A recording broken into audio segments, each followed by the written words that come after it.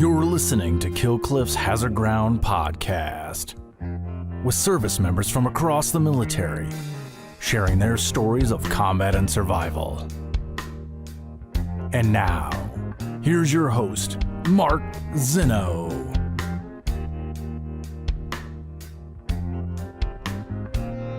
Welcome into the Hazard Ground podcast. As always, we appreciate you joining us each and every week. So excited about this week's guest because, well, he is a friend, a longtime friend, and we actually deployed together.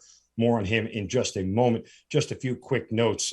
As we continue going forward with all the events after Afghanistan, we are always encouraging veterans, please, if you're struggling, call somebody, talk to somebody, reach out to a vet, reach out to friends, make sure they're okay. We can't continue to echo this message enough to our audience. So please do not let the events of what has happened in Afghanistan get you down and keep you down. You have the tools in your tool bag to get through this. Just remember, there is help available. Please seek it out.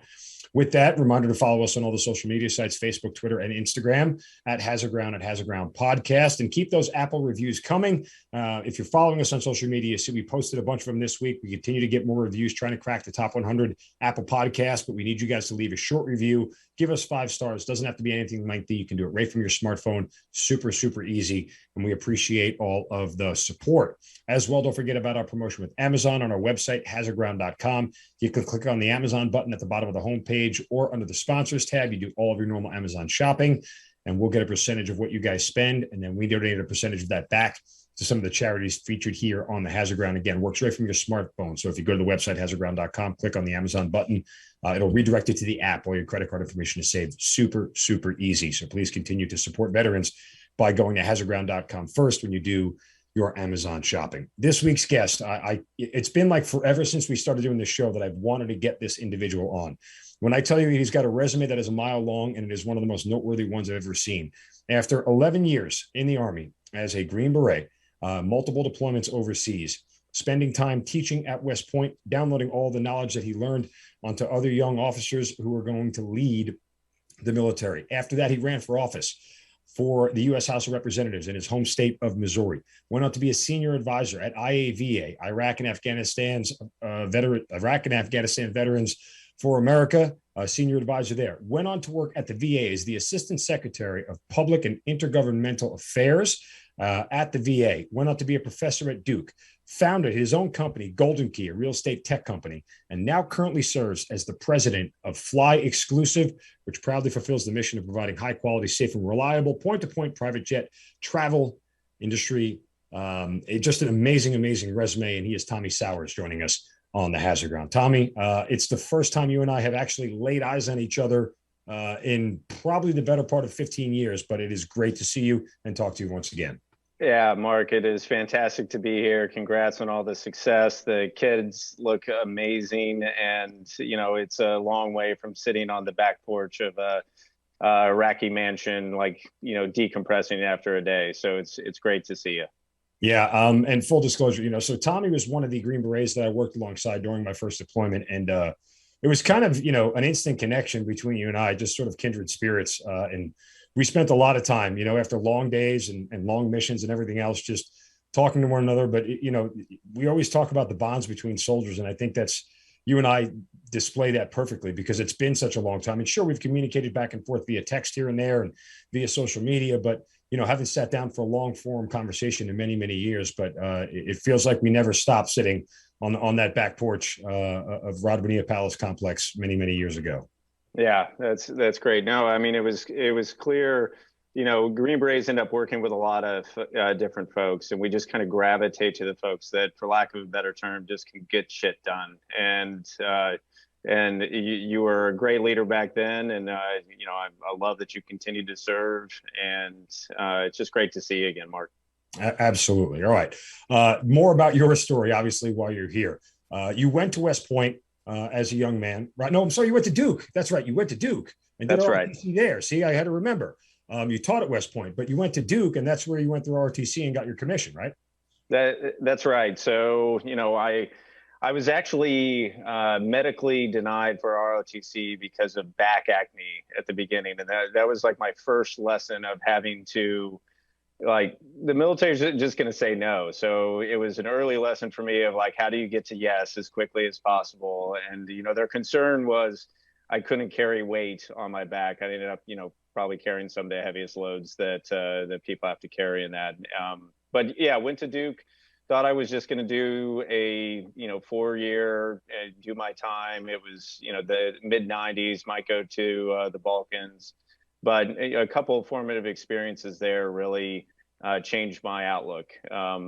And one of my one of the NCOs was a Green Beret, and that was my first exposure to that part of the military that I really knew nothing about. And it was a small program at Duke. There were, I think, 7 people in my class, but it was a great program that was really customized for the students at Duke. So I decided I'd try it for a year and ended up trying it for that plus the time in college, like 15 years. Now, you were commissioned a year before me, but you actually ended up getting to a deployment in Kosovo before anything in the war on terror. That's right. So I was commissioned in the Corps of Engineers, was combat engineer, and so did the officer basic course, and then Ranger School and Airborne School, and then showed up in Germany right when all the Kosovo stuff was going down. And so it was lucky really to be a platoon leader. And on my first tour, 6 months after getting to a unit, and that was, I don't know if you remember, Mark, but that was at the time where if you wanted to actually join the military and actually deploy, the options were really small, as you needed to go to the 82nd or, a couple different places. So being a platoon leader in Kosovo was a great leadership challenge. And also one of my first assignments there was being sent up to the Russian sector to live with the Russians and build fortifications for them because they were getting shot at by the Albanians. And the only other Americans up in that sector was a Green Beret team. And getting to work around those professionals and see, they basically were plunked down and say, kind of do good things for America. Here's a bunch of talented guys to work with, but a lot of autonomy and a lot of kind of entrepreneurial approach to conflict. So that really solidified, hey, I should do that for my next step, put my packet in, and a couple days later, 9/11 happened. So was in kind of that chute of training when all that was going down. Right. So you go to Special Forces Assessment and Selection, and then on to the Q course. And not to laud your accomplishments, but you graduated first in your class at the Q course. That's one, not surprising, but two, that's best of the best right there stuff. Well, I would say it was kind of a rough transition, because right before that, I was able to go over to England and do a scholar program. So I literally went from Covent Garden, penthouse apartment, and to getting my master's degree to like smack dab into like phase 2 of the Q course on that. But I made some fantastic friends through that, and friends I still have to this day. So I'm not going to really comment on the distinguished honor grad stuff. They just, they had to give it to somebody, right? out. Yeah, they have to hand out those things, and you may as well have accepted it, right? Makes complete sense. We'll allow you to stay humble there. So then in 05 to 06 is when you and I meet in Iraq for your first deployment there and mine. And for those who haven't been paying attention to the finer details, what always struck me about you more than anything, I walk into this Green Beret world and I'm just, one, I'm sort of in awe of it. And two, but I'm, out of my element and trying to find my way. But, you had such a great balance of cerebral nature and the ability to be a warrior at the same time. And it's really hard to strike that balance. And I think that's what made you such an effective leader and somebody that I gravitated towards, because in general, I mean, I was made better by you. I was made smarter by you. You helped me understand the environment. You helped me understand sort of, how to operate in an unconventional manner when my entire career had been beaten to me to be very conventional. And so from that standpoint, you helped make my job easier on a day-to-day basis, even though, our jobs are sort of parallel, but never really crossing, if that makes any sense to the audience there. But, that first deployment for you to Baghdad, just kind of explain your guys' mission there and what you were charged with. Well, there was actually a deployment just prior to that. So my first deployment was in 2004, a couple months after I got to That's right. 10th Group, and so that was a very traditional Green Beret mission. So immediately plunked on a team. I was the youngest guy on the team, and my first deployment was from, I believe, November of 04 through about June of 05. And that was a classic Green Beret mission. I mean, I lived in a house in the middle of a city, a multi-ethnic city, and it was sort of just outside of Salah ad-Din, right when all the Sunni insurgency was really kicking off on it. And that was an awesome mission because, I saw my boss like once a month and was kind of left to do good things for America. So the challenge of that was much more of a combat mission. But you wake up every day and it's, what should I do? Should I go meet with insurgents and try to flip them and, get intel on the rest of them? Should I go meet with a sheik to create a jobs program? Or should I go train, lead and advise Iraqis so that we can work ourselves out of a job here? And so I had a fantastic team during that deployment. A lot of stress, kind of, again, living not on a big base, but in a house in a city. And then the second deployment where we met was, it was very generous of you to call me a warrior because, I was a PowerPoint warrior for most of that deployment. Started, advising the Iraqi Special Operations Forces that was also based at a different part of the Baghdad airport. And then to my reluctance and chagrin, was pulled up to be the Special Forces advisor to the Baghdad commander. And so that was you saw me when I was getting huge. I was working out and eating like 12 chicken breasts a day and, all that brown and root stuff and living in a kind of a mansion in that compound. But that was what I was asked to do, for it. So I wasn't happy about it initially, but it did have to create a lot of working by, with, and through. In this case, working by, with, and through a 2-star general who had 60,000 folks underneath him, and Special Forces was just a small part of their day. Now, we did everything every night, but that was I hated it at the beginning. I went from, with my team to at a desk talking with generals. And in general, I tried to not talk to generals as much as possible in my military career. But yeah, that's where we met on that. And I appreciate those comments.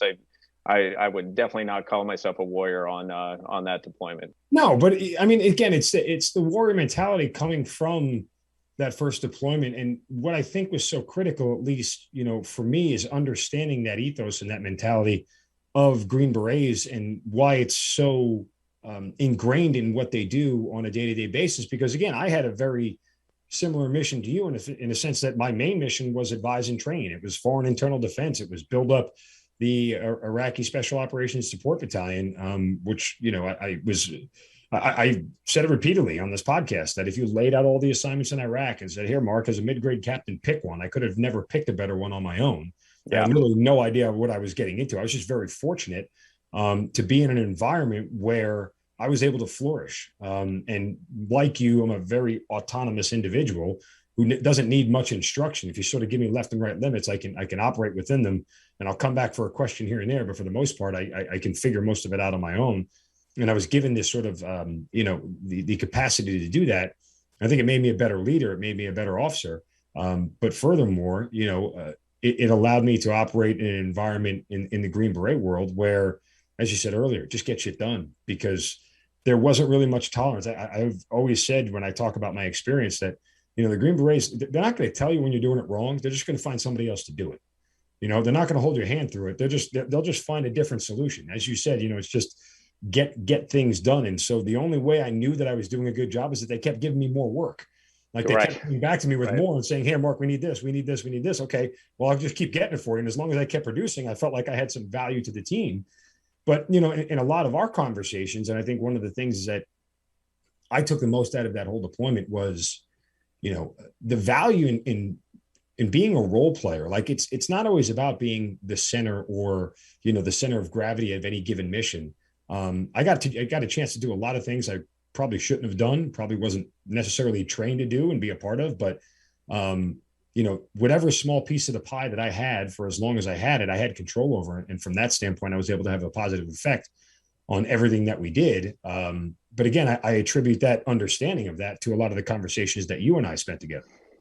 Yeah, that deployment was interesting because the previous deployment was working by, with, and through Iraqis to kind of, do America's will. And that deployment was a lot more working by, with, and through two-star generals to also, do what we thought was, the best, to give us freedom of action, to give us the opportunity to go after targets. And so it was a different sort of influence operation on that.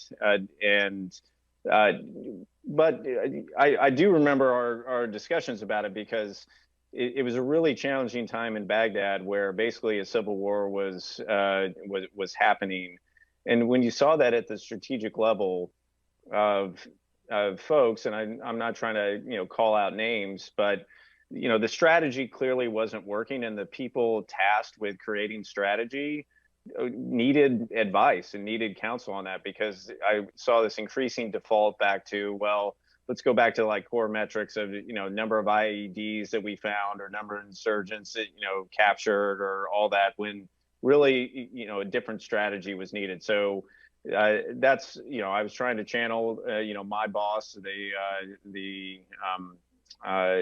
10th Group, commander, and the 10th Group battalion commander, who had their own vision of how we should be, prosecuting that war. So it gave me a really interesting seat at going from, I would say, the very tactical level on the first deployment to a very strategic level on the second.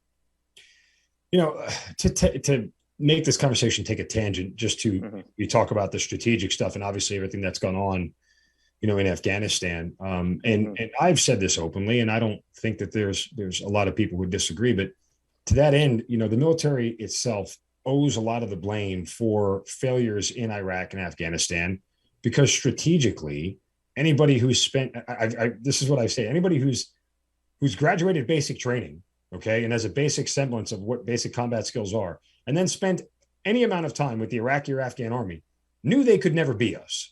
Right? At the most rudimentary level, they were never going to be as proficient at this as we are. There might be small little factions of it, and the unit that we work with certainly exuded those factions, but it wasn't enough to sustain a country, and it wasn't enough to defend a country.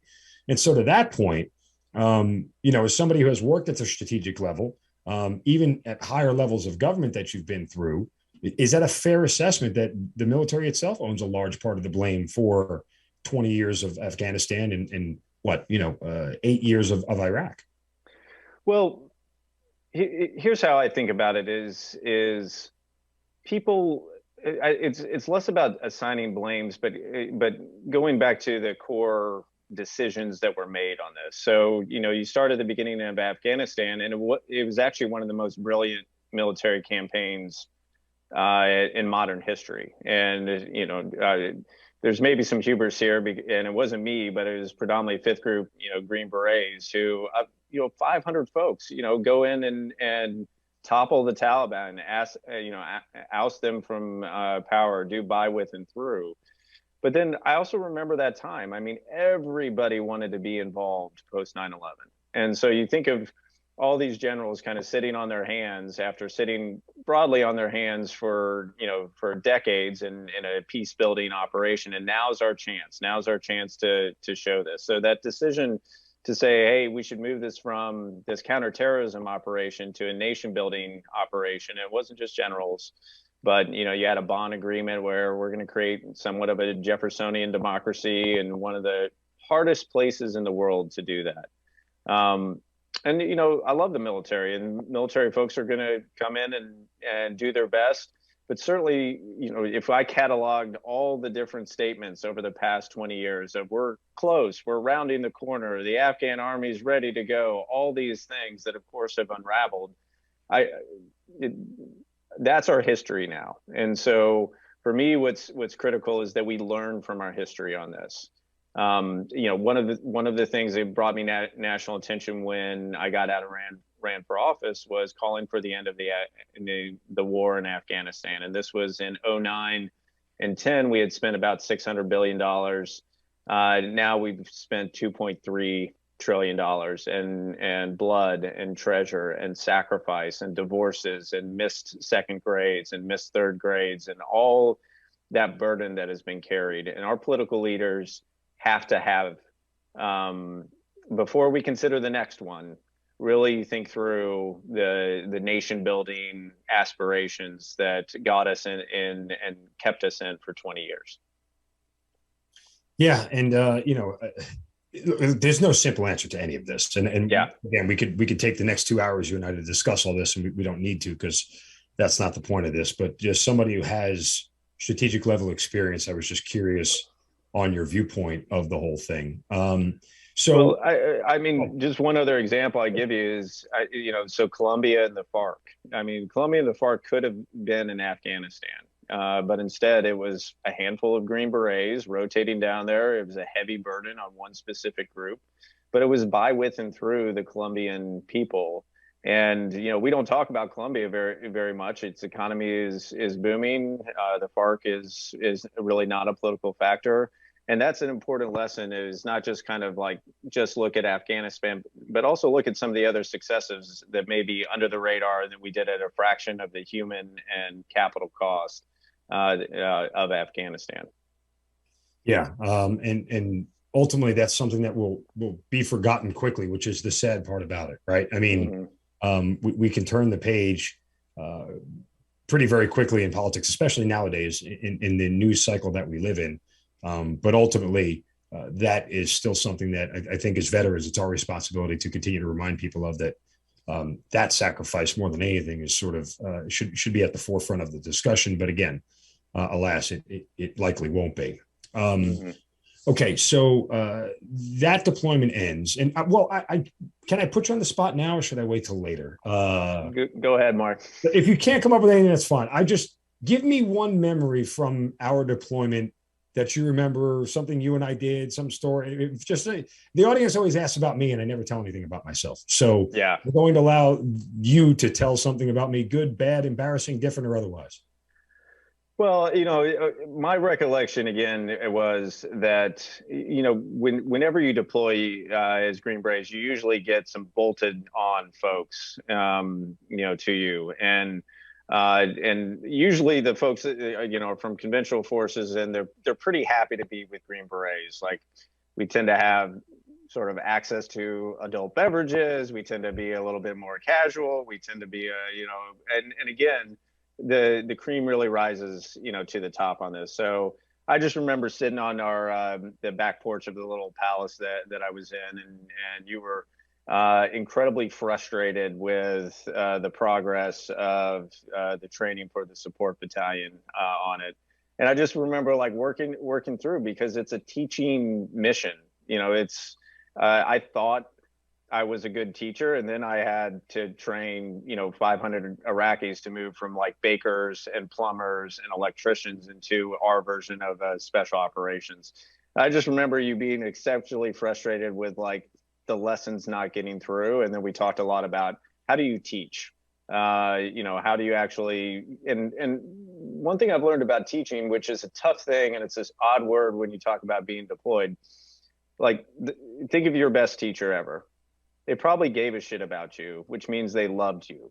And I've forgotten and remembered this lesson too many times. But when I'm a great teacher, I actually love my students, and I care about them. And that's hard to do when you're in combat and you're teaching somebody with an entirely different cultural language, background and framework. But I saw like that growth happen over that deployment, I think, as you found the people that you loved inside of the support battalion.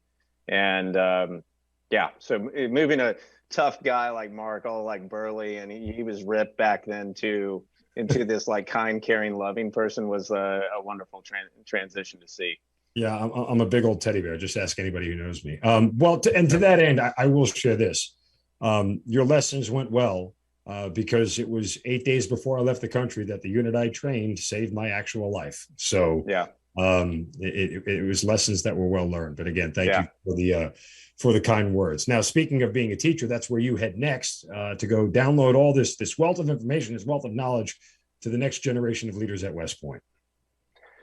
Yeah. So this was an awesome assignment. And it was an awesome assignment, especially for my last assignment in the military. The typical way they do it is, after your company command, they send you off to grad school at a great grad school, and then you're rogered up for a 6-year commitment.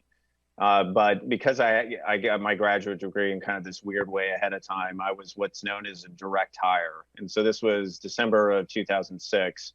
And so I showed up there, and I went from a place where no one gives a shit if you're a Green Beret or what your badges are, your tabs, or any of that stuff, to like walking around campus as probably one of 2 Green Berets, the only one that was like straight from combat.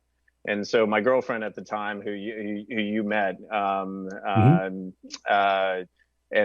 future fiance, future ex-fiance, future fiance, future ex-fiance, it's a complicated story. She would always try to like pack my head back into normal size when I'd walk down campus, and all these cadets. So again, this was 06, so they had all decided to join and go to West Point kind of in the height of the war. Very different decision than what I made when I decided to do ROTC in 1993 and 1994. But West Point was just Candyland for me. I mean, you're an hour north of the city. We ended up inviting a ton of people up from the city to come talk. And I know you're in media. I taught a media and politics class, and literally we had everyone from, Tucker Carlson to Lorne Michaels to Dan Rather to Brian Williams to Roger Ailes to bloggers to, all sorts of folks came up and, helped me teach this class and turned it into an incredible class.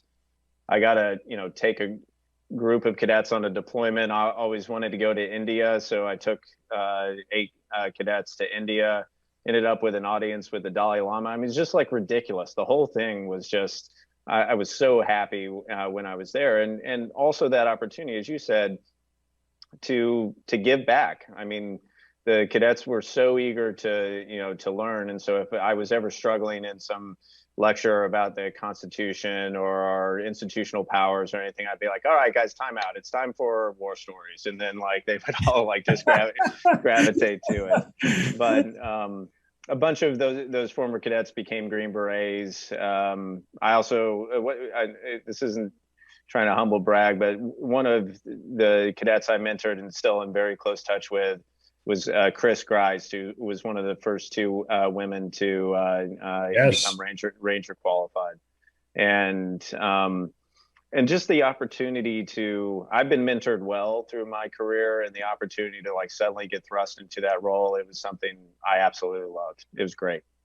Yeah, I mean, and to that end, watching people accomplish something that very few in the military get to accomplish, that's become a Ranger or a Green Beret, and knowing you had a small role in that. I mean, again, I don't think it's humble bragging. I mean, it's the fruits of your labor when they bear out in front of you. It's the same thing as one of your own children. You're more proud than you are bragging about it.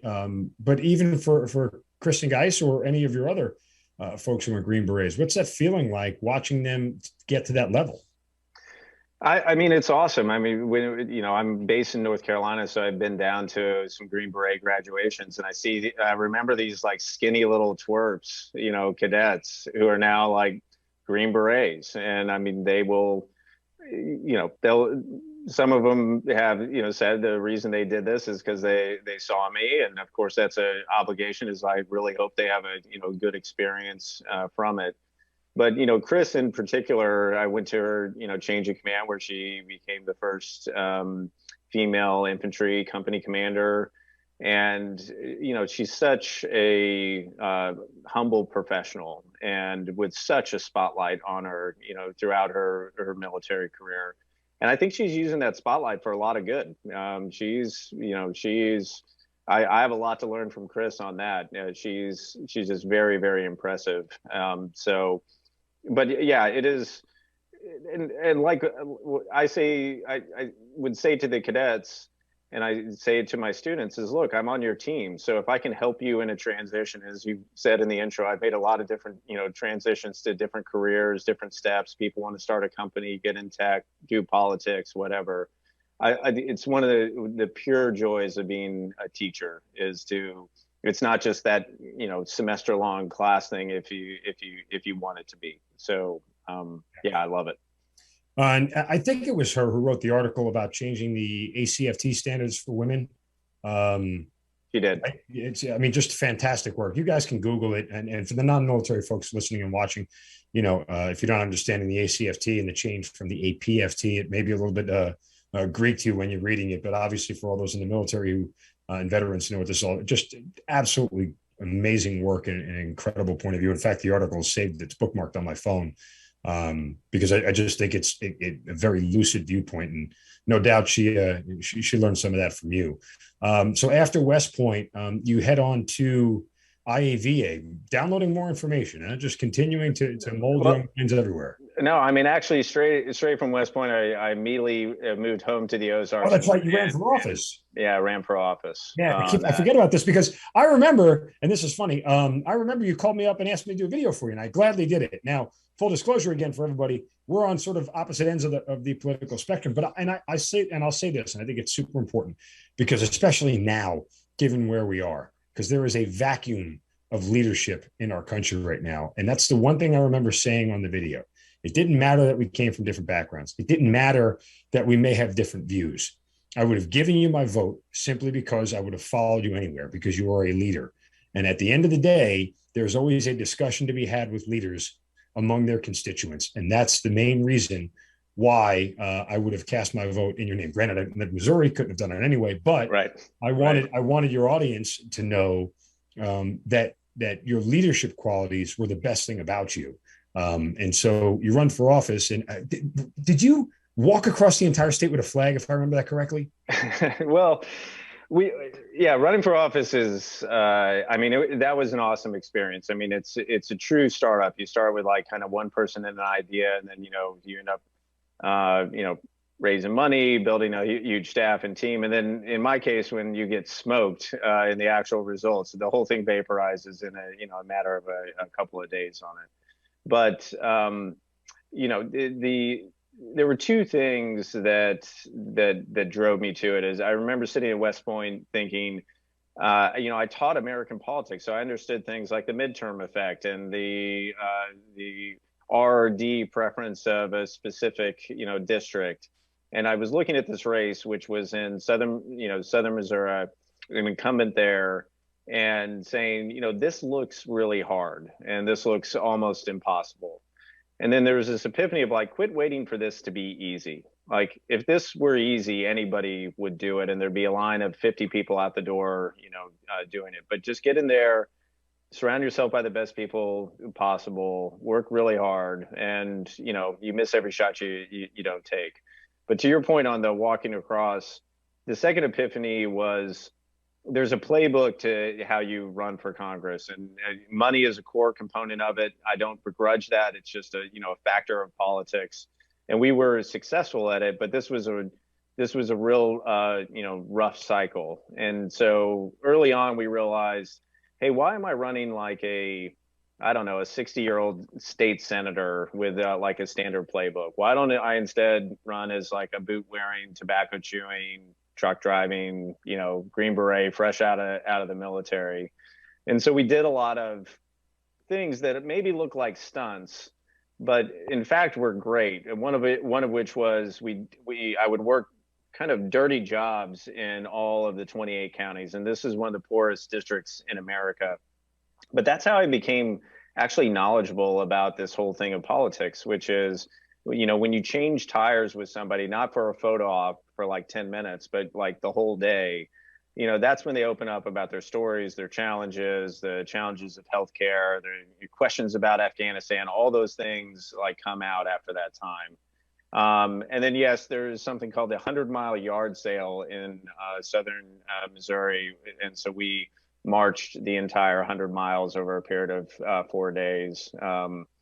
meeting voters, talking with folks. So running for office, while it was a huge inflection point for me. I mean, I met my wife most notably through that, but there's a lot of division in today's politics, and to have the opportunity to like channel people's hopes and dreams and aspirations for something better was a real honor. And you can draw not a dotted line, but a dashed line or a solid line from running that race, running well, and then being offered, the C-level job at the VA shortly thereafter, and have that opportunity to start implementing the things that I wanted to see government do better. Yeah, and of all the things that you just mentioned and the things that you take from running for office, was there any part about it that you made you regret doing it at all? Well, other than losing, I guess. Yeah. Not winning. It's a good question. I mean, you're not paid, right. So I went into debt immediately out of getting out of the military. And it's crazy because you're, raising millions of dollars and paying all the rest of your staff, but not paying yourself. So there was a financial hit. And, back to that epiphany of when you get in immediately, you feel like you're getting pulled a lot of different ways that aren't you. And the best advice I got is just run you, be yourself. So Mark, when you run, I expect all sorts of a Mark version of the campaign, because, otherwise you're trying to be somebody that you're not. And my biggest fear was not running and losing, which ultimately happened. I thought I was going to win. We all thought, I was going to win, and then that did not happen. But my biggest fear was running and losing myself in that process. And so back to this idea of surrounding yourself with great people. I had a phenomenal team. One of my closest friends was my campaign manager, a political neophyte just like me, but Navy vet, Harvard Business School, and I lured him out of McKinsey to come, run my campaign. And he was my asthma check. He and 2 or 3 other core staff members. When it's Tommy, this doesn't sound like you. This is not you. You need to be you on this. And if voters don't like it, which they didn't, they can not vote for you. But I see a lot of people that are interested in politics. They get into politics, and it can be a bad outcome. I mean, it's combat. It's people are coming at you from the very beginning. But people that don't know who they are and get swayed into positions or saying stuff that they don't believe, and people that just don't plan and prep for this. It's just like going on a deployment. There are SOPs and rules and things that you either know or you figure out on your way. And one thing I always try to do before my deployments is learn the language, understand the geography, do all that, understand your operational environment. So there's certainly people that I think run and aren't executing on a plan, or they hear somebody promise, hey, if you get in this race, we're going to give you $1 million, or we're going to support you all the way. We took the approach of there's no helicopter coming to save us. We have to save ourselves. And if somebody helps us along the way, that's fantastic. But it allowed us not, to come to the end of it, know that we left everything on the table, and leave our supporters and the people that we got to know with a strong impression of, hey, this was an exceptionally well-run campaign. It was just terrible timing in a terrible district. Right.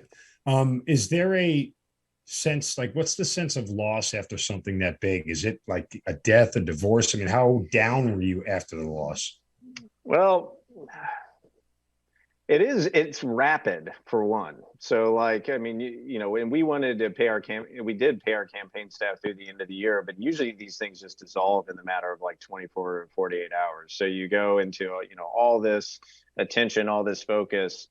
And so certainly the amount of energy changed. I went to southern Mexico for about a month, and didn't wear a shirt, drank a lot of pina coladas and Coronas, fished, And I just didn't want to ask anybody for anything when I came out of that. Like, you're constantly asking people for support, for money, for help, for all that.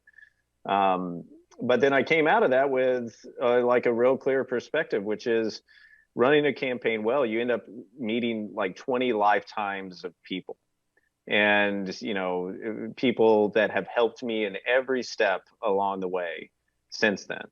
And namely my wife, you know, is who I met during the campaign. So like without that experience and without frankly taking that big ass risk, like, you know, it kind of accelerated an intense period of my life. And that's clearly an inflection point. So if any of your listeners are thinking about it, there's a number of programs out there that help veterans, you know, think about this transition. And they should get in the arena. Look, you know, the quote on my wall is the Teddy Roosevelt quote of man in the arena. And getting that blood and knowing victory or defeat is something I've tried to live by. And you don't get it by sitting on the sidelines waiting for it to be easy. Amen. 100%. And everybody should live by that quote. In fact, a lot of football coaches I know have used that quote in covering sports and everything else. They use it in reference to the media often. Yeah. When are you going to run, Mark? Come on. I mean, like, I mean, look, honestly, I've had discussions about it. I've had legitimate discussions about it with people. It is a goal of mine. It's on the radar screen. As you mentioned, a lot of it is about timing. A lot of it is about, you know, where you are in your family life. It's a lot easier to do when you're a single man. And you don't have responsibilities to anybody else other than yourself. And yes, you can incur a lot of debt, but when you have a lot of children at home, it changes the game, and you need the support of a spouse and a wife and kids and everything else, because you're essentially gone for at least a year straight. I mean, it's another version of a deployment, and you have to understand that going, and everybody's got to be bought in on it.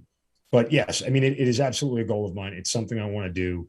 I think, you know me, I am best served in leadership positions when I can serve others. You know, it's where I feel most comfortable. I've never been a staff guy. I've always been more of a command guy. I like to be where the rubber meets the road. So I'll keep you posted on it. I'm sure we'll have a long conversation about the do's and don'ts of how to enter into this thing. But I would like to think I do it on the earlier side of 50 than on the later side of 50. But I would say this too, and here's the one thing I would, you know, if I were to run, and, you know, the old adage in elections is it's not hard to win the first one, it's hard to win the second one, right? Anybody can win one election. It's winning the second one that's really, really tough. Well, I know, look at the audience I'm talking to. I apologize.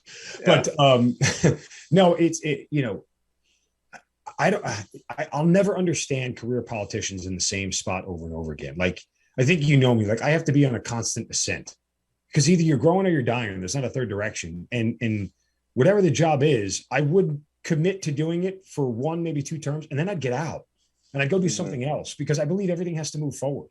And the only way thing moves forward is when new people and fresh blood get into positions. The really successful military units don't stay successful and don't get the notoriety over years because one person was the same person for 10 years. They get a whole variety of different commanders and leaders who cycle their way through and buy into a certain mentality and all that. So I think I would do it and maybe stay 1 or 2 terms. I mean, of course, totally speaking with delusions of grandeur, but, you know, and then get out and do something else, much like you did. You know, even though you didn't win, I would want it to springboard me into something where I can make a positive effect somewhere else, if that makes sense. Yeah, it does. And you know, for what it's worth, I'd encourage you to look at the executive branch. So many folks, you know, including myself, you know, start off and say, I'm going to run for office and I'm going to run for the legislature. You got to really understand what the legislature does. I mean, you know, it creates policy. So like, if you love like student government and Robert's Rules of Order and, you know, this kind of constant, when I got to DC, I was definitely a neophyte, and somebody explained it to me like this. Congress is a fixed mindset. There are 435 seats. You only gain by taking. You're not going to create like 5 new seats or anything like that. So it's a fixed mindset, and it's very much in that D versus R, you know, battle over and over again. Then they've delegated so much power and authority to the executive branch where you have, bureaucrats, yes, but then our model also has this pretty heavy layer of political appointees that come in. And there, the power is awesome. It's awesome. And there's an imperative to execute. You actually have clients that are waiting for you, veterans in my case, to say, hey, I'd like it to be easier to get these benefits or understand what these laws that have been passed that like actually affect my daily life. And so my experience at the VA was awesome in that fact. It taught me like I chose the wrong office, to run for. I really should have been thinking on the executive branch, because just the word executive is action oriented. And so for what it's worth, Mark, I take a look at the executive branch before you take a look at Congress. As I said, I've never been much of a staff guy. I'm much more of a command role type deal. Yeah. It's better where I am. All right, back to you. Now that we've digressed again, just real quick, your time at IAVA. Obviously, again, this comes right after the election, but one of the more noted veterans organizations out there. And what's your role as the advisor? Yeah, so Paul Rykoff had actually had come and spoken to my class at West Point. We got to know each other. For those of you that know Paul, he is an absolute force of nature and a close friend of mine. So after I'd shown my proclivity to be able to raise funds in a very difficult environment, Paul asked me to come in and look at their fundraising and their approach to that. And he's since moved on and transitioned after at least a decade as IAVA's director on that. But that was great to kind of this realization of, okay, I could have gotten elected and helped veterans that way. Let me see what one of the premier nonprofits out there and that approach, how they approach influencing veterans' lives for the better. So that was fairly short while I was also trying to wrap up my graduate studies.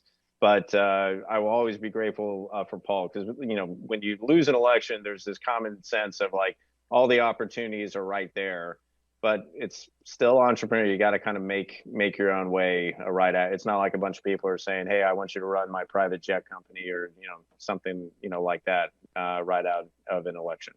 Right. And by the way, Paul, a former guest on their Hazard Ground. You can just Google it and find out. You'll hear his story. But as a matter of fact, I just spoke to him yesterday. He was on my radio show this morning. So, great. Yeah. Great. So, little symmetry there. Okay. On to the VA, which now, if I remember correctly, I'm trying to do the math on Shinseki was the director at the time, correct? When you got hired there? That's right. So I started, I had this brief stint in management consulting for about 9 months while I was going through the confirmation. It was confirmed in August of 2012. And by the way, how nerve-wracking is that, waiting for confirmation? Well, it's just I've got an N of one of the process, on this, but I think at the time I was the youngest Senate-confirmed assistant secretary or something like that. Luckily I had some good friends that I made through the campaign, so people on the Hill that could help champion and pull that through. The thing that is not obvious about it is getting the White House to decide on you for this position. So that's how it flows. Is the president has all these different appointments, and that's its own really strange influence operation. Is like who ultimately makes this decision that they're making lots of decisions out of the White House. So, how does this bubble up? How does this, become somewhat urgent? And, a lot of these folks are DC operators. They are in a law firm in DC. They're fine. Simply being considered helps their brand. Of course, a lot of them, want to serve and have strive for that one position. And here I was a total young outsider. And you got to imagine there were 12 people who had always wanted to be this assistant secretary. Were probably, much more qualified than me. But, to President Obama's and Secretary Shinseki's credit, I think they said, let's take a risk on this guy who's young, but clearly knows the veteran experience. At that point, it was Dr. Sowers because of the post 9/11 GI Bill. My home loan was through the VA. My healthcare was through the VA. And I think they liked the idea of having, somebody that actually understood vets because they were a vet, understood the benefits because they used the benefits, to come into that role. So once that happened and it went over to the Senate, it actually moved very, very quickly through the Senate. And, prepping for Senate confirmation, I mean, I think I had a book about that big, just, reference and study material on it, but it was very polite, went very well. And, then boom, you're confirmed. And I was at McKinsey on a project in Mexico, and they're like, we need you in a week. And so we moved from San Francisco to DC in about a week. Wow. And so the job, I mean, it's a lengthy title, Assistant Secretary of Public and Intergovernmental Affairs. What's the basic job description? So the core of it is, you are the, public affairs side of it. So you feel free to Google my, TV appearances when I was trying to explain, our terrible disability claims backlog. And that was just, so one was just simply explaining the VA is the easiest way to say it. It's the easiest way to say it, but the hardest thing to do. Oh, it's so hard. And I mean, so it's everything from like, our website would like feature what's Secretary Shinseki like talking to a group of vets. And I'm like, nobody's coming to the website to see that stuff. They're coming because they served and would like to know and understand their benefits. So let's change the entire website to orient to the customer and away from like the standard kind of DC, website on it. The intergovernmental affairs was interesting because it was the relationships between the VA and all the states and the tribes and the municipalities.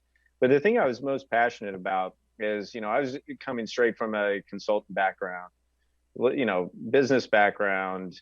And my central question was, hey, it's clear when people get into the VA and use the VA, like their lives are better on any metric, greater chance of being homeowners, greater chance of having a college degree, less chance for suicide, less chance for mental health problems, all that stuff, if they can get in.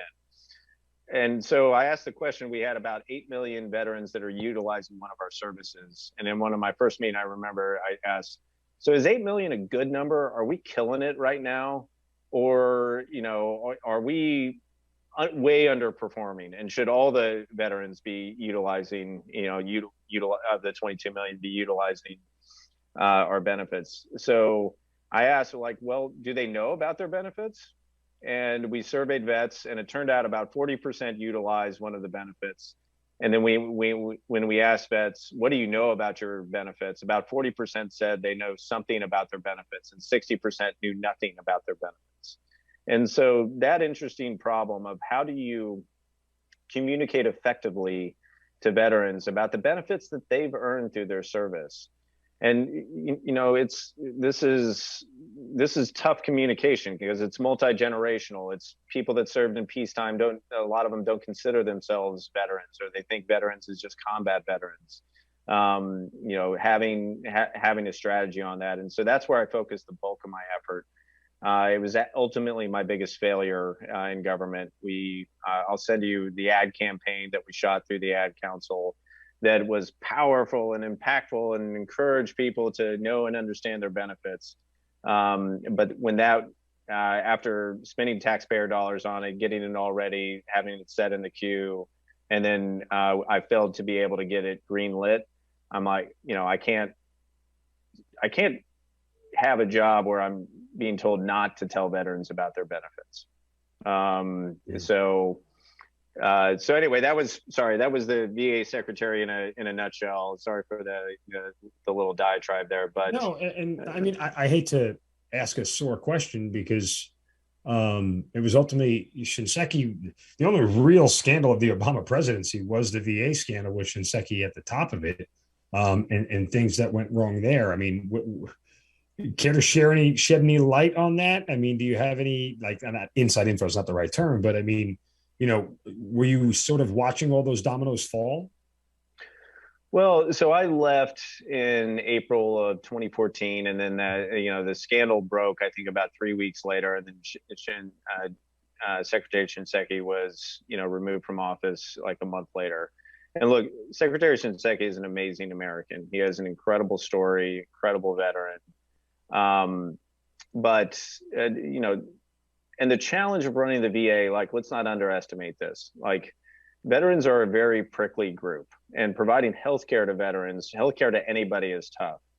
You know, right now, Duke Hospital, you know, somebody is dying in there because of negligence on the part of an administrator or a doctor or any of that. It happens a lot in hospitals. When it happens in a VA hospital, that is the government killing a veteran. You know, so his task and his responsibility, and he inherited a ton of challenges on the disability, you know, claims backlog that is, that has since been solved. But you know, I think if he were on, one of the challenges of it is he grew up in a military that the press was kind of the enemy. Right. And like, and this is, you know, really before social media and all that.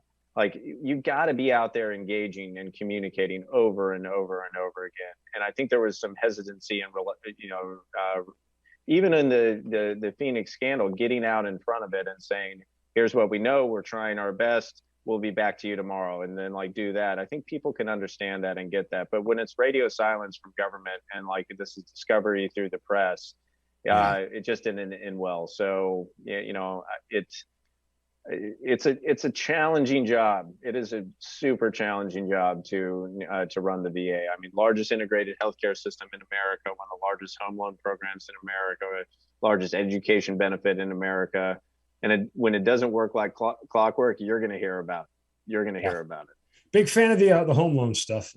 Still working through my benefits portion. I'm actually in the process of going back now and applying for more after multiple surgeries and a whole bunch of other things that have just sort of caught up with me over the last, decade now. So after my first go round and I got my disability and everything else, I'm going back for more. I know the process though, so my level of patience has probably grown a little bit more than what it was the first time around. Is I got a monthly letter reminding you, hey, we got your case. We're just still thinking about it. 19 months later, finally, something came in the mail, a big packet. It's like waiting for your college admissions packet to finally show up, except it took, a year and a half.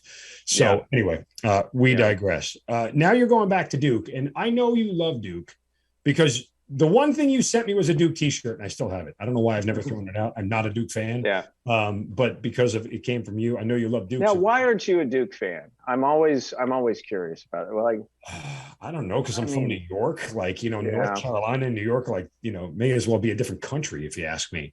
I hear the Outer Banks is beautiful. I've only driven through North Carolina, never stopped for a visit. Actually, let me rephrase that. I did. I called a basketball game at Duke once, and I think I text you or sent you a screenshot, but I was at Cameron Indoor and I called a basketball game from there when I was doing basketball games for my alma mater, Loyola. They played Duke, and I got to call a basketball game inside Cameron Indoor. So I did stay for that. But it's an amazing university. It's one of the best in the country. Obviously, you got to be really, really sharp to go there as you were. But what's it like going back to teach your alma mater? Well, so it felt great because, DC was such a high pressure, job and constantly on. I think I went to like 43 states, was gone a lot. And then the college professor gig, is a pretty sweet gig, teach a couple of classes, you're done Tuesday at 2, your next class is, Thursday at 1, you're done at 2, and then we'll see you next Tuesday. So, I mean, it was a really, sharp shift between being constantly on. And, that's when my wife was pregnant with our first daughter. We were renovating a home, and it was just kind of a good opportunity to, like, similar to going to Mexico, of just kind of like an opportunity to decompress. The Duke students are great. Similar, not all, no, I haven't produced many Green Berets out of the Duke students, but the chance to lead and mentor them and be involved on campus was great. I mean, it was a little disconcerting. You come back into a classroom where you took a class however many years ago, and now you're the professor, is a little bit odd, but it's a great, and you should spend some more time in North Carolina because it's a great state, and that area in particular, the Research Triangle, is just vibrant, growing, fantastic place to be. So But I hear Asheville is fantastic again, the Outer Banks, and guess what?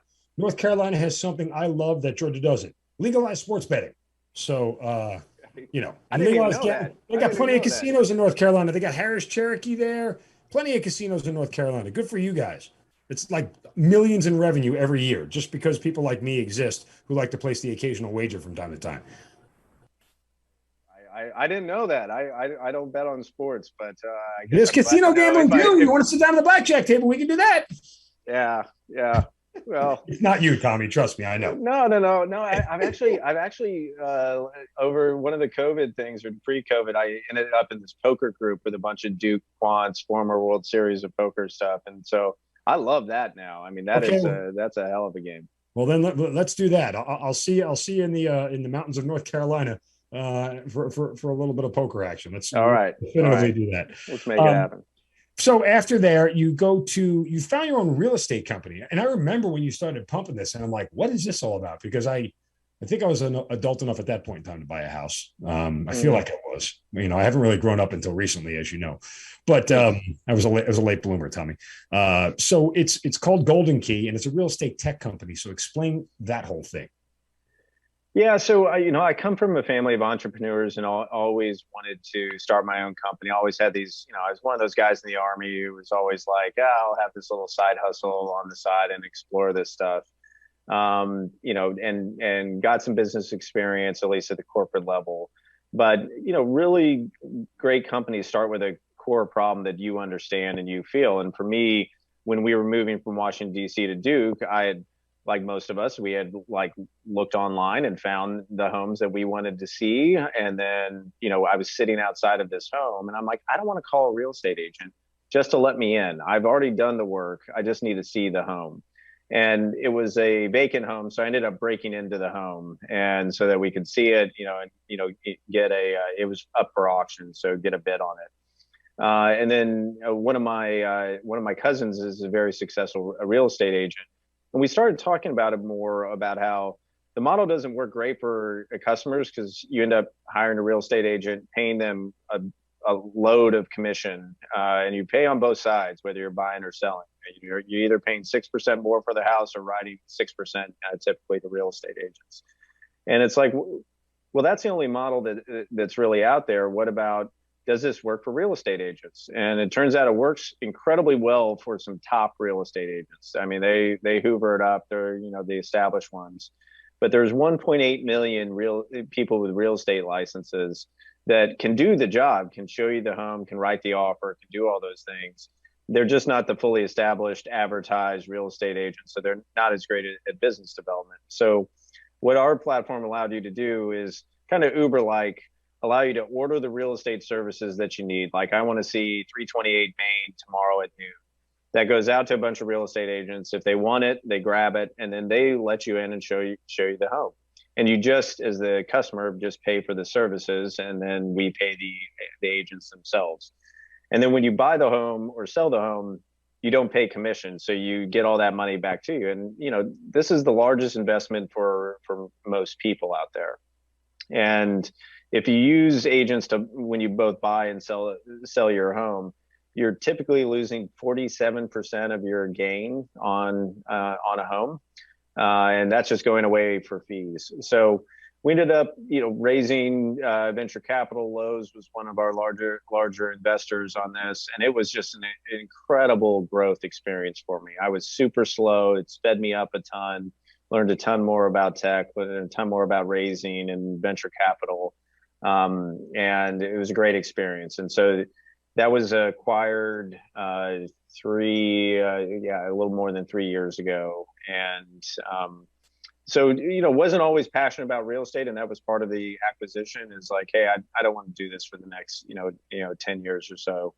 But, again, great team, great experience, great opportunity to, learn and grow through that. And now finally, the current role, you're flying private jets. You're the president of Fly Exclusive. This isn't your company, is it? You're working for another individual? No, there was an interim step of going back and working at DoD, but there's been too many steps. But I started working with this company about a year ago, and It's the fifth or fourth largest private jet operator in the United States, and it's based in Kinston, North Carolina, which is a town of about 20,000, similar in size and kind of composition as my hometown.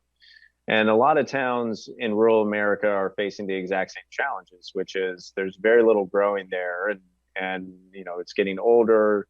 Manufacturing has gone away. Agriculture is under significant pressure.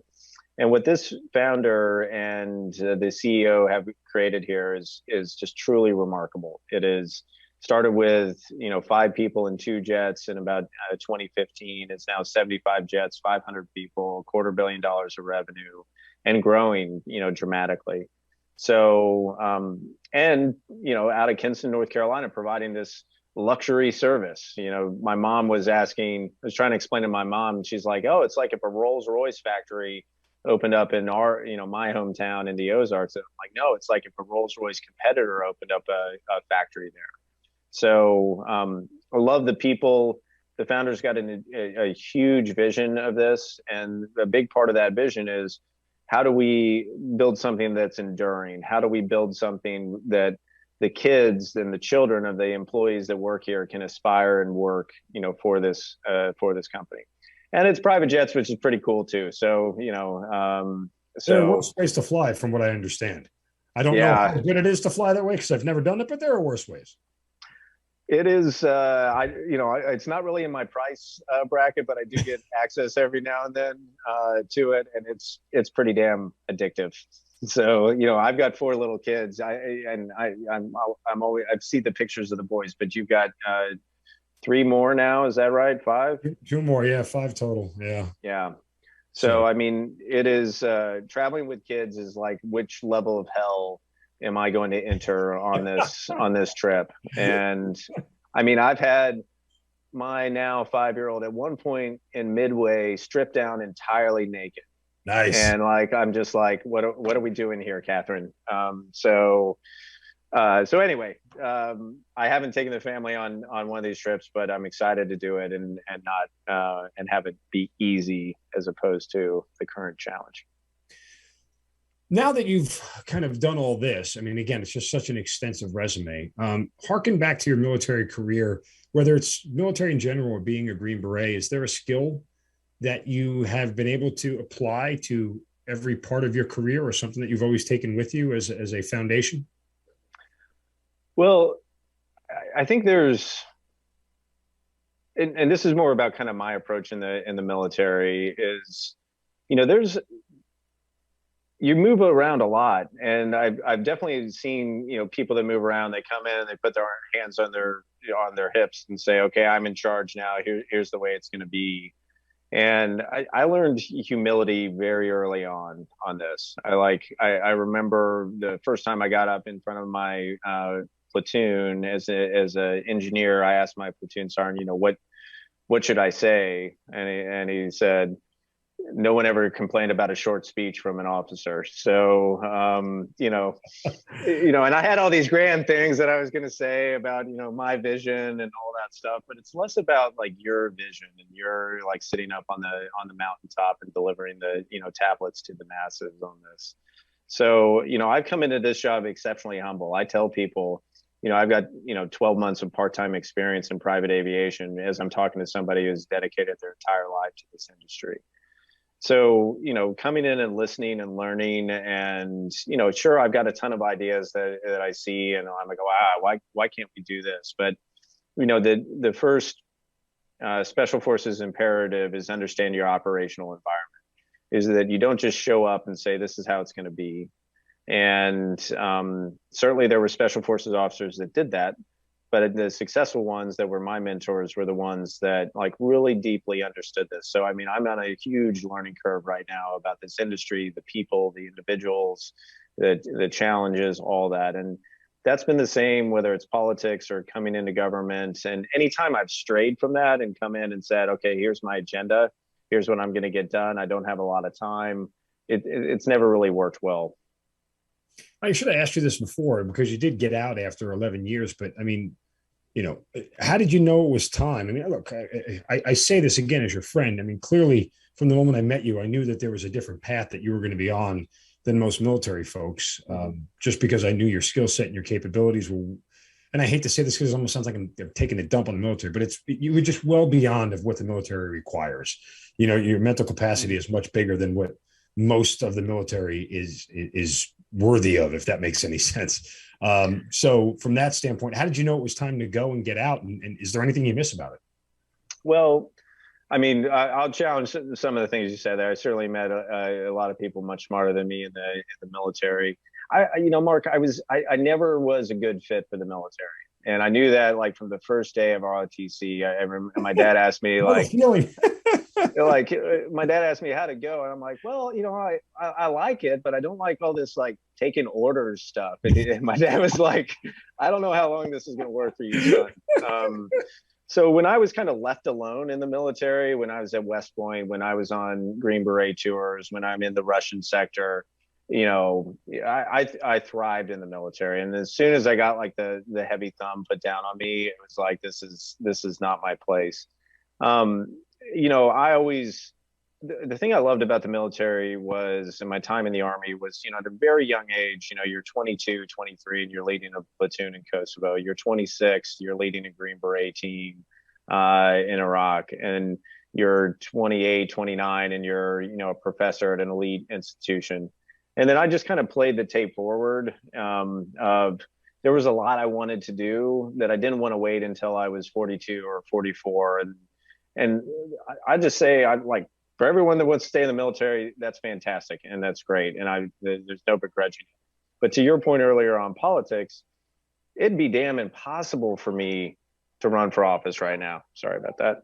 I've got 4 little kids now. I'm very glad I got out and took like big risks immediately. And they didn't all pan out, but they definitely made me better because of it. So what I miss from it, I try to rebuild everywhere I go, which is, a sense of camaraderie, a common mission, your small part in something bigger. So it's not that I don't miss it, but I replicate it wherever I go. Yeah. And that's what has been great about the Guard for me. I joke around, the Guard, I get to date the Army. I don't have to marry it, Right. It allows me the flexibility. And look, I mean, I was never long for the active duty. I knew that. Much like you, I just knew it was sort of a square peg in a round hole mentality. But the Guard has been very good to me. It's given me a sense of direction. It's afforded me opportunities to do things that I would have never done otherwise. And it's allowed me to continue to serve. And I think that has grounded me and kept me humble. And I think it's taught me a lot of valuable lessons in life. So I'm thankful that I'm still able to serve after 22 years and able to do it. But I think in that sense, you and I, we're kindred spirits in why we got along so well and why we're able to understand each other, because our minds worked at just a little bit of a different cycle, if you will, or a different level.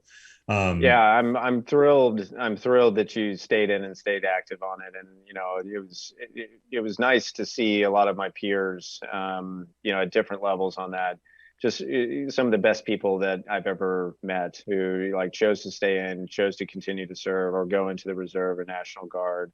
Because we need it, we need the best and brightest in there. So I'm thrilled that you've stuck in. Yeah, I got one more ceremony left there, Tommy. Okay. One more. I got to get that 06 pinned on, and who knows? It's funny. I don't know how much longer I want to do this, just because I think life is taking over at this point. And I see the operational tempo of which they're using the Guard, and part of it to me is a little bit alarming. The Guard has become a very convenient toy for 50 governors of 50 states that sometimes I feel like gets misappropriated for what it's designed to do. But again, I do want to get that eagle just for a day, even if it's only for a day, and say that I did it. And because honestly, when you and I were together in Iraq, I would have never dreamed it was possible. I would have never even thought I would have lasted that long. And I say this on the podcast routinely. The Army always has a funny way of putting you where you're supposed to be. I mean, I had hit my 8 years after that deployment. I think the year after that deployment, and I was going to get out. But a couple of dominoes fell, and they offered me a position and said, "Hey, you'll make 04." And next thing you know, I never looked back. And another, 14 years later now, I'm still hanging around. Yeah. Yeah. Well, full bird Colonel Mark is in. I love it. I love it. It was who would have ever thought? Just Yeah. some final notes here for being a Green Beret. While it suited you, and clearly it's not for everybody, but when you talk about the characteristics of what make a good Green Beret, what are they for you?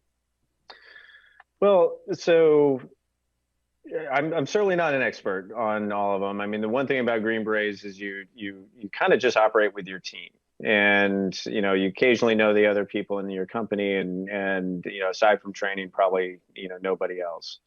Um, the thing they test on in the Q course is a powerful skill, and it's a rare skill, which is they're testing you for your ability to handle uncertainty.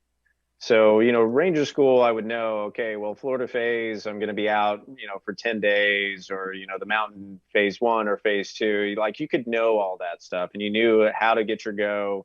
And when I went through, they actually gave you feedback immediately of whether you got your go or not.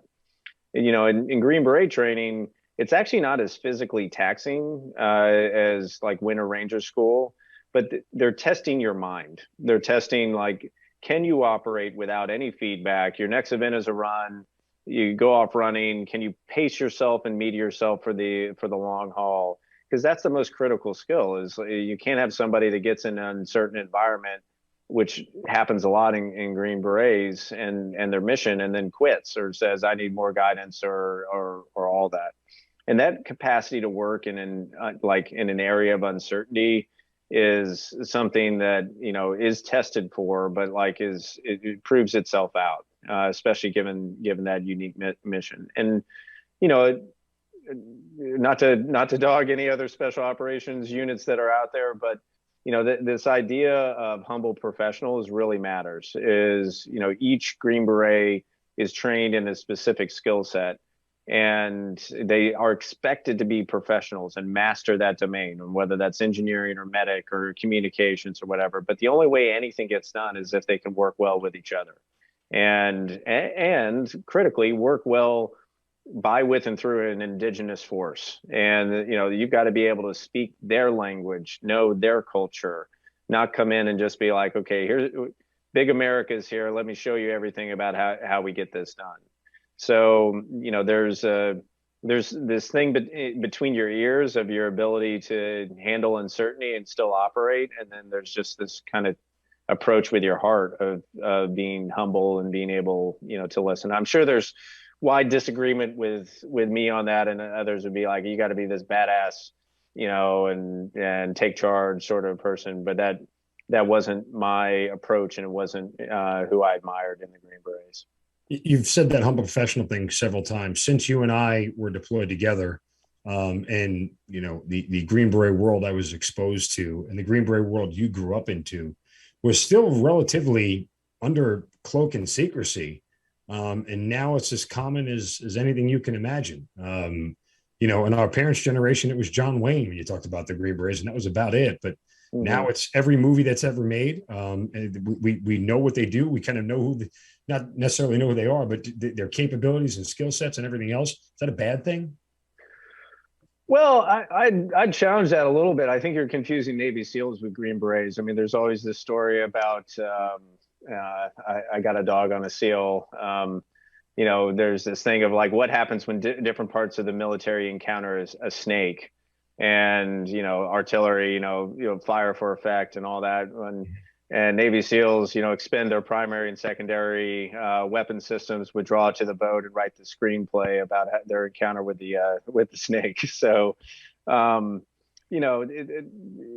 think I've actually admired how the Green Beret as a community have not written 1,000 books and 1,000 screenplays and said, look at me, look at us, look at, certainly the stories are there, but it's definitely part of our ethos on this. But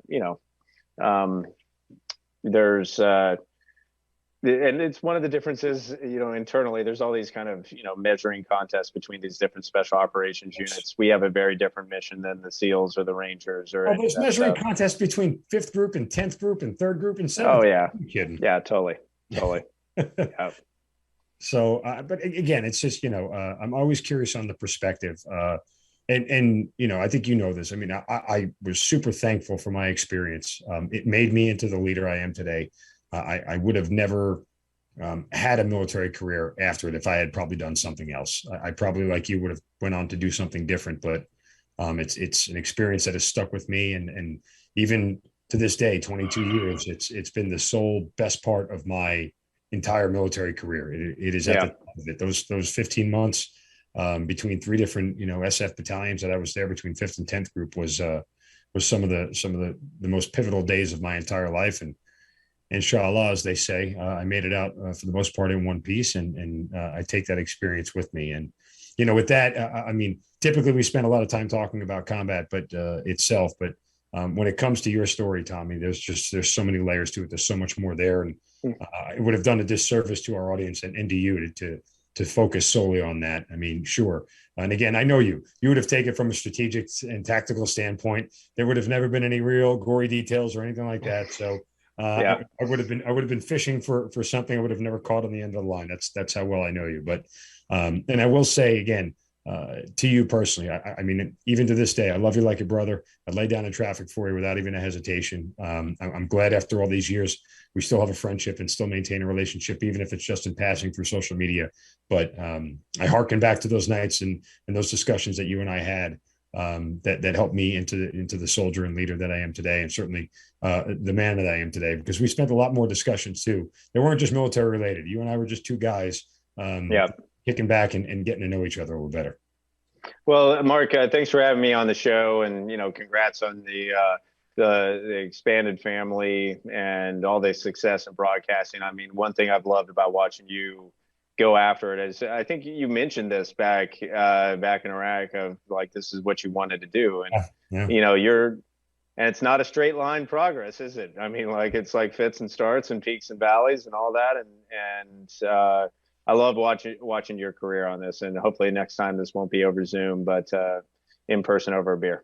Absolutely. Well, again, best of luck, continued success, best to you and the family. And I couldn't be happier to say these to you. Tommy Sowers, thanks for being part of the Hazard Ground. All right. Thanks, Mark. Take care.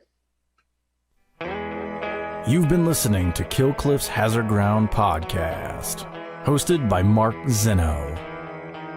If you have an interesting story to tell and you'd like to be on the show, send us an email at producer@hazardground.com. And if you like the show, don't forget to subscribe, rate, and review on Apple Podcasts.